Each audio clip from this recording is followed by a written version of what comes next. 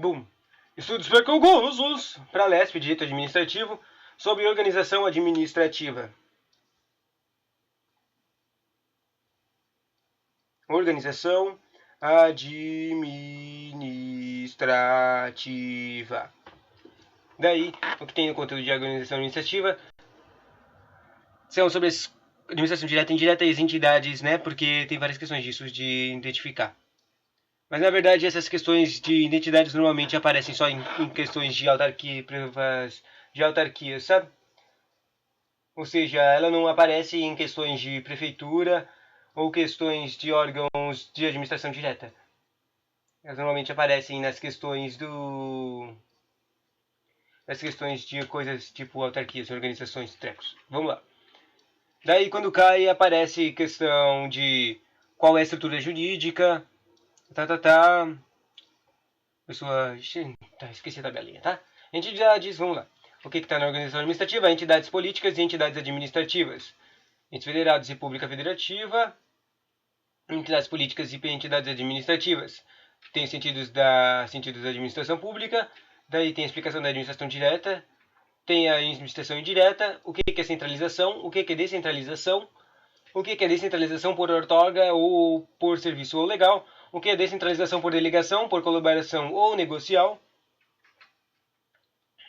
E são esses só, tá?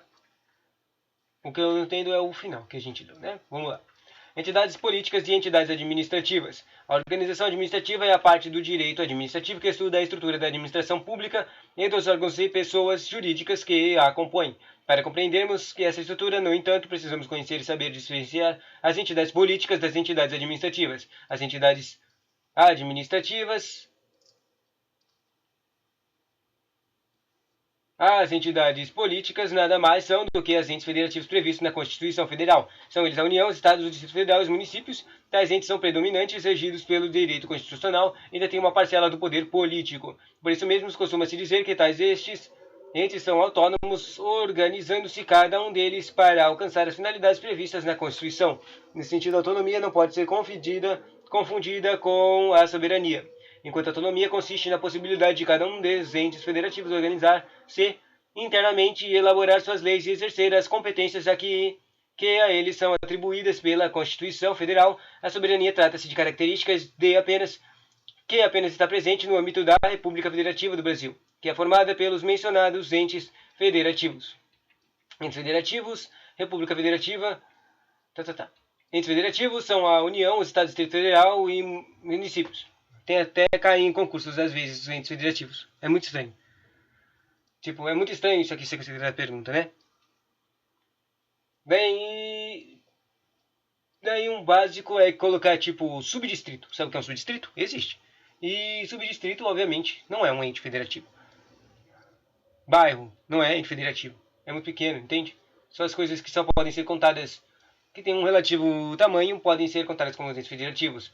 Um exemplo é o município de São Paulo. Bom, ele não é tipo um tamanho. Na verdade, ele tem tamanho de alguns países. De alguns países, mas o principal dele é a população. E a população dele é extremamente gigante. Ela é comparável com outros países, nível paisático, né? Daí, nós temos vários estados que são maiores do que vários outros países. Apesar de ter população diferenciada, né? Bom, vamos lá. Todos os entes federativos, todos possuem uma característica de autonomia. Esse é o poder dos entes federativos. Sobre a República Federativa é o todo mundo junto. É o formado pelo conjunto de entes federativos, a União, Estado, Distrito Federal e municípios, e possui uma característica de soberania. Ou seja, a União não tem soberania, quem tem soberania é a República Federativa, porque a União é como se fosse um ente extra separado de tudo. Porque a União é a conexão entre tudo e os territórios. Enquanto a República Federativa, ela é tudo mesmo. Tudo. Tá? As entidades administrativas são a própria administração. Na verdade, eu criei uma imagem melhor para isso aqui. Basicamente, a União seria só o corpo. Um corpo. Tipo, um corpo sem órgãos, entende? Não tem o que tem as coisas de dentro. Mas enquanto a República Ativa tem corpo e órgãos, coração, cérebro, tem tudo junto dentro, vira um poder. Bom, vamos lá. Na verdade, essa analogia não foi muito boa também, não. Né? Mas vamos lá. As entidades administrativas são a própria administração direta. composta taxativamente pelas autarquias, as fundações públicas e empresas públicas e sociedades de economia mista. As entidades, ao contrário das pessoas políticas, são reguladas predominantemente pelo direito administrativo, não detêm poder político e estão vinculadas à entidade política que as criou. Importante salientar que não há hierarquia entre a administração pública indireta e os entes federativos pela sua criação. O que ocorre em tais situações é uma mera vinculação administrativa, de forma que os entes federativos apenas controlam-se. As entidades da administração indireta estão, então, desempenhando corretamente as atividades para as quais foram criadas. Podemos sintetizar as diferenças apresentadas entre os dois tipos de entidades apresentadas por meio do seguinte quadro. Aqui tem um conteúdo separado entre entidades e entidades administrativas e políticas. As políticas são as próprias entidades federativas compondo a denominada administração direta, detém uma parcela do poder político e regida pelo DF, o direito constitucional. As entidades administrativas são as entidades que compõem a administração direta e indireta. Entidades administrativa e indireta são vinculadas às entidades políticas regidas pelo direito administrativo. Bom, sentidos da administração pública. Modernamente, a expressão administração pública pode ser conceituada por meio de diferentes sentidos ou acepções. Da mesma forma, poderemos fazer uso da expressão em seu sentido amplo, lato ou em sentido estricto. A administração pública em sentido amplo, dizemos que em segundo sentido lato ou amplo, a administração pública compreende, além da função administrativa, os órgãos do governo, que são aqueles que exercem as funções políticas. De acordo com esta acepção, a administração pública abrange desde a elaboração e fixação das diretrizes a serem seguidas na elaboração das políticas públicas até a apreciação e execução de todas essas políticas. A elaboração compete à função política, a execução à função administrativa. No entanto, que a utilização do sentido amplo da administração pública não é predominante em nosso ordenamento jurídico. Sobre a administração direta é composta pelas denominadas entidades políticas, também conhecidas como entes federativos. Em nosso ordenamento, eles são 4: União, Estado, Distrito Federal e municípios. Essas entidades são expressas na Constituição, especialmente no artigo 18, que diz: a organização político-administrativa da República Federativa do Brasil compreende, sabia que o nome verdadeiro do Brasil é República Federativa do Brasil? Compreende a União, Estado, Distrito Federal e municípios, todos autônomos nos termos desta Constituição. Olha aí, deu o poder de autonomia para ele aqui. Todos os entes que compõem a administração direta são considerados pessoas jurídicas de direito público, estando sujeitas ao regime jurídico administrativo e sendo dotadas de autonomia. Temos administração direta dessa forma em todas as esferas políticas. No âmbito federal, podemos citar como os exemplos os órgãos que compõem a administração direta, a Presidência da República e seus respectivos ministros de Estado, o Senado Federal, a Câmara de Deputados, o Congresso Nacional, o Supremo, o STF, os respectivos tribunais federais, os juízes federais e cada uma das coordenatórias, secretarias e repartições dos respectivos órgãos. Na esfera estadual, a situação é semelhante, com as devidas adaptações. Assim, fazem parte da administração direta dos estados o governador e respectivos secretários estaduais, os deputados estaduais, a Assembleia Legislativa, o Tribunal de Justiça, o Ministério Público Estadual, os juízes estaduais e cada uma das repartições internas dos mencionados órgãos no âmbito municipal. Por sua vez, a relação não oferece maiores dificuldades com a ressalva de que não temos em nosso ordenamento a presença do Poder Judiciário exclusivamente municipal. As coisas são processadas pelos órgãos estaduais. Ainda assim, são exemplos de órgãos da administração direta municipal, prefeito e respectivos secretários, vereadores, Câmara de Vereadores e procurador do município. Administração indireta agora. A primeira informação que temos que ter bem definida é que as entidades que compõem a administração indireta são as autarquias, as fundações públicas, as empresas públicas e as sociedades de economia mista, ainda que posteriormente tenham aparecido as figuras das agências executivas, das agências reguladoras e dos consórcios públicos. A lista das entidades da administração indireta não foi alterada, permanecendo como uma lista taxativa. Dessa forma, as agências e os consórcios públicos acabam se enquadrando em uma das 4 possíveis entidades de administração indireta, conforme veremos adiante. Sobre a centralização agora. A centralização ocorre quando a atividade administrativa é totalmente desempenhada por órgãos e agentes de um único ente federado. Em tal situação, o Estado executa as tarefas que a ele são atribuídas pela Constituição Federal de forma direta, ou seja, por intermédio dos agentes e dos órgãos públicos componentes da administração direta. Ressalta-se que a administração direta, conforme anteriormente exposto, é composta pelos entes federativos, motivo pelo qual é correto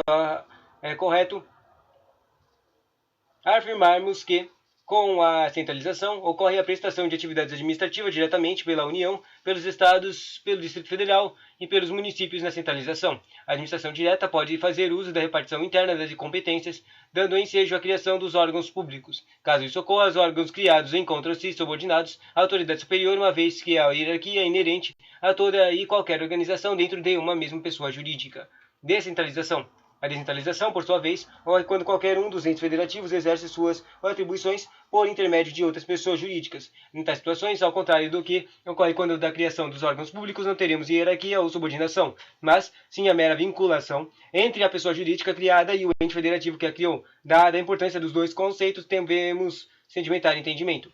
Sedimentando entendimento dá assim, separando centralização e descentralização com dois pontos centrais. A centralização pode ou não exigir a edição de lei, e ela é pautada numa hierarquia na subordinação, enquanto que a outra descentralização não tem hierarquia e subordinação, mas sim uma mera vinculação. É aquela coisa lá que o carinha vai lá, quer dizer, eles precisam fazer um novo cara de administração direta para fazer uma função. Daí eles fazem com...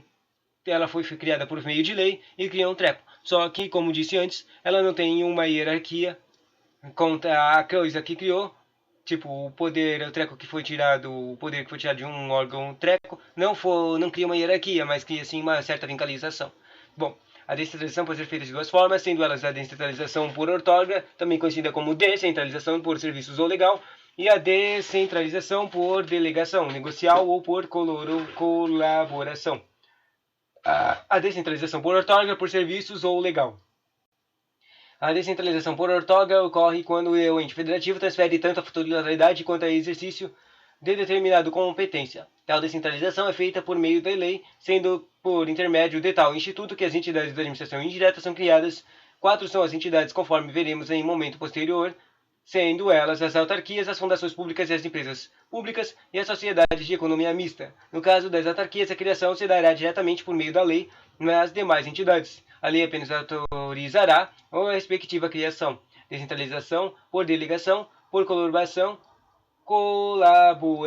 ou negocial. A descentralização por delegação ocorre quando apenas o exercício da competência é transferido a outra entidade, ficando a titularidade com o ente originalmente competente por meio dela. As competências sancionárias, permissionárias e autorizatórias assumem o exercício de algumas atividades administrativas. Se a descentralização for para uma concessionária ou permissionária, dizemos que a transferência do exercício é por prazo certo. A oportunidade em que teremos a licitação prévia e a formalização de um contrato administrativo, caso a descentralização ocorra tanto para uma autorizatória, tal procedimento poderá ocorrer por prazo indeterminado, uma vez que a característica do Instituto é a precariedade e a possibilidade de revogação a qualquer tempo. Pelo poder público, aprofundaremos também esse ponto quando estivermos estudando o serviço público. Por enquanto, é necessária apenas a distinção entre duas formas de descentralização, que podem ser melhor visualizadas por meio de gráfico. Gráfico separando a descentralização em serviços de outorga legal, que falou aqui no primeiro parágrafo, que pode ser